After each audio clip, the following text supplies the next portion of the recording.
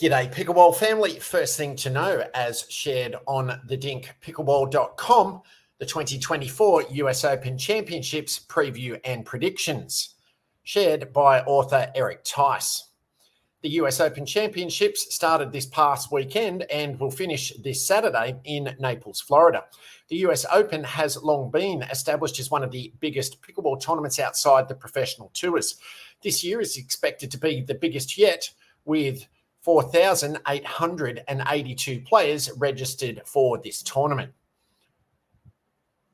For context, 995 players are registered for the upcoming PPA Los Angeles Open, and 1,400 were registered for one of the larger PPA tournaments, the Mesa Arizona Cup. The US Open is attracting 4 to 5 times more players than the PPA Tour. A large part of that huge number of entries are amateurs, impressive nonetheless. The professional events started Sunday. Some players played in the PPA Houston Open and then jumped on a quick flight over to Naples to be able to play in this tournament. Due to contract issues, rest and travel schedules, the US Open doesn't have as many big PPA Tour player names playing in it as in the past. Who's in? The biggest names playing in the US Open Championships include Anna Leigh Waters, her mum Lee Waters, Andre Diescu, Gabe Tardio, Georgia Johnson, her brother JW Johnson, Dylan Frazier, Chris Hayworth, Paris Todd, Megan Fudge, Susanna Barr, Hunter Johnson, twin brother Yates Johnson, and Simone Jardine. Results through Monday, women's pro singles. Georgia Johnson dominated women's singles on Sunday. On her way to winning gold, she beat the following players: Simone Jardine 11-4, 11-4, Jenna Hesse 11-0, 11-1, and final Megan Fudge 11-2, 11-3. Johnson beat Megan Fudge in the finals. The podium list was Georgia Johnson gold, Megan Fudge silver, Jenna Hesse bronze. Men's pro singles, Jack Foster beat Chris Hayworth for the men's singles win on Sunday. He won by a comfortable margin, 11-5, 11-4. He showed quite the mental fortitude after losing 5-11, 1-11 to Ben Johns in Houston 3 days earlier. On his way to his first gold medal, Foster beat JW Johnson and Yates Johnson, no relation. The podium list was Jack Foster gold, Chris Hayworth silver, JW Johnson bronze. Upcoming events and predictions: split age men's doubles. Firstly, if you're newer to pickleball, you may have just read split age men's doubles and said, huh? The concept is simple. The team must consist of a player 49 or younger and another player who is 50 or older. The favourite going into this draw is Dylan Frazier and Altaf Merchant, because Merchant has the results to be the best senior pro on tour this year and last year. And Merchant is known for his crazy antics like screams and hip thrusts after winning points. Split age women's doubles. The favourites in this event are Megan Fudge and Corinne Tarzek-Kochis. The former Danish tennis star has 6 ITF titles and a 23-16 record in the Fed Cup. Fudge is easily among the top 5 females in the US Open. Tarzek-Kochis won the Champions Pro Women's Singles title in the recent APP Delray Beach. Other teams to look out for: Sherry Courter, Mari Humberg, Suzanne LeBlanc, Millie Rain, and Rianne Foster, Lee Whitwell. Split age mixed doubles, returning winners from 2023, Jamie Onsens and Simone Jardine, will be favoured again this year. Other teams to look out for are Mari Humberg, Dave Weinbach, Alison Harris, Altaf Merchant, Megan Fudge, Dane Gingrich, Georgia Johnson, Mircea Moriaru, and Andre Diescu, Lee Whitwell. Watching these matchups, which we don't get to see every day, will be highly entertaining. This event has 64 teams registered, so it should be high-level competition throughout. On Wednesday, we have the senior pro and amateur skill groups, no pro matches.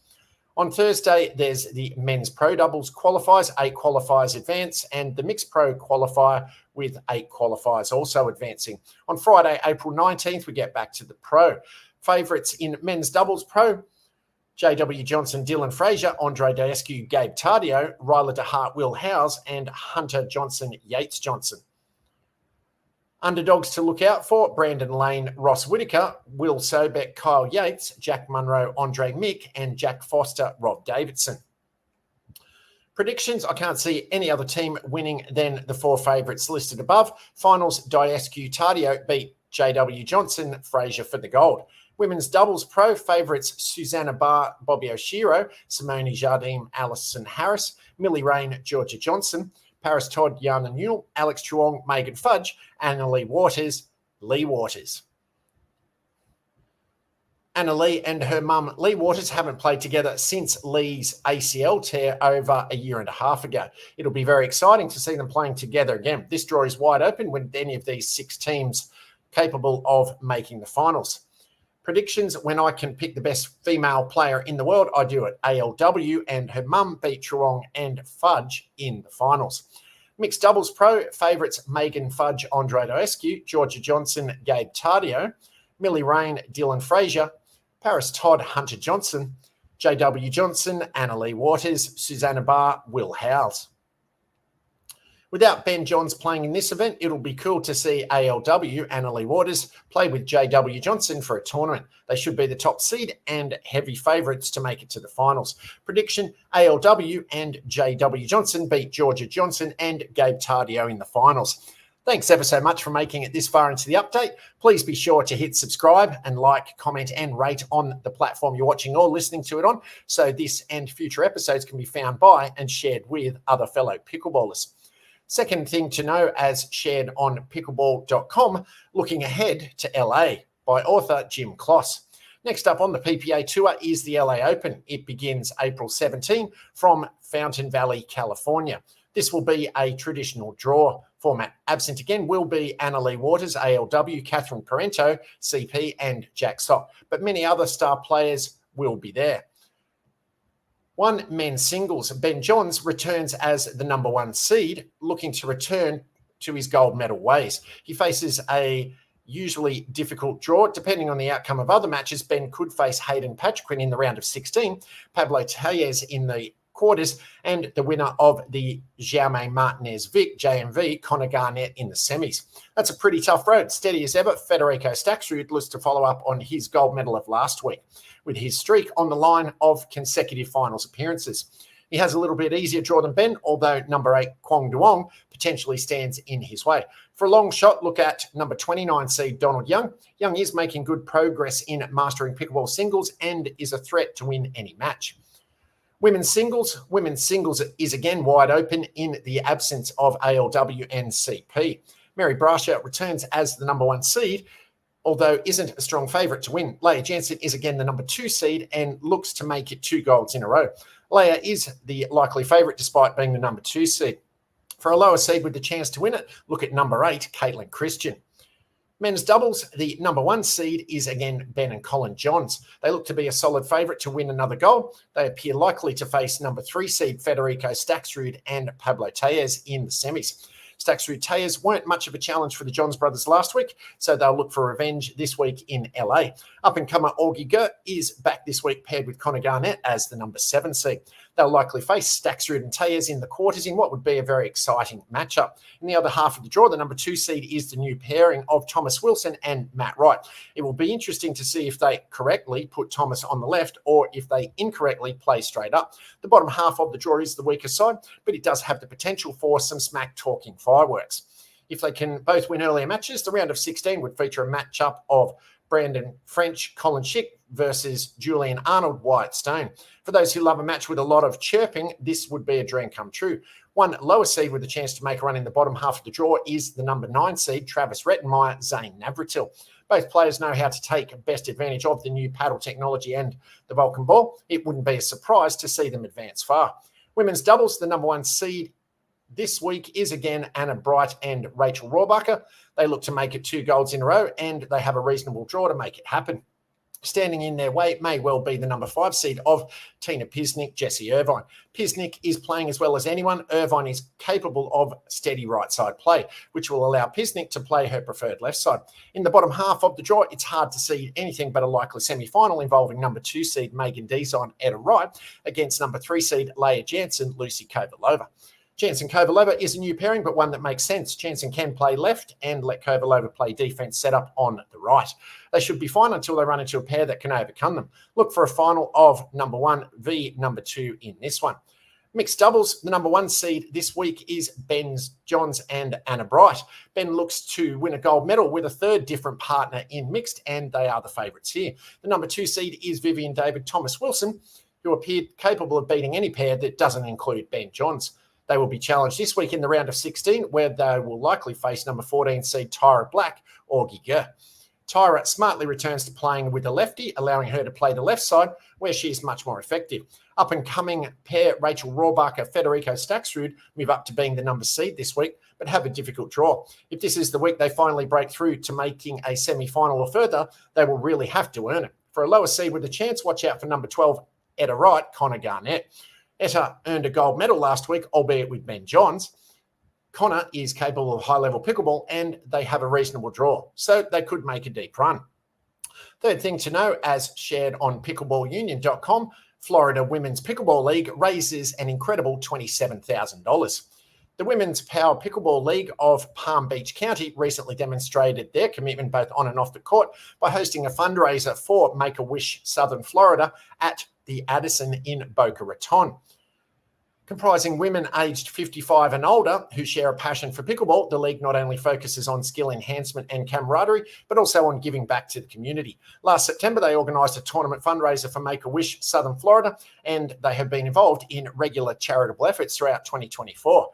Catherine Barton, CEO and founder of Women's Power Pickleball, discussed their enduring partnership with Make-A-Wish Southern Florida and highlighted their joint mission to make a real difference in the lives of deserving children. She said, "This partnership goes beyond the courts, reflecting our shared dedication to making a positive impact in the lives of these extraordinary children."